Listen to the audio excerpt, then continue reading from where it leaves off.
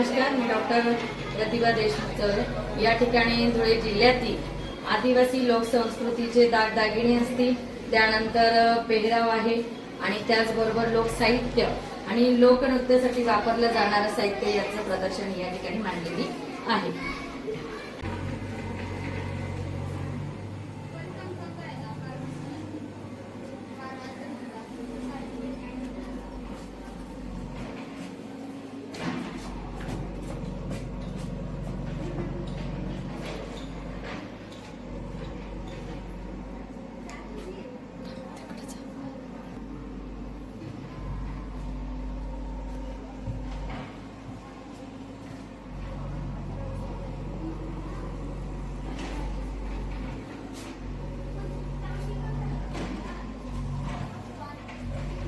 पालक मूळ निवासी आम्हीच असल कोकणा आदिवासी।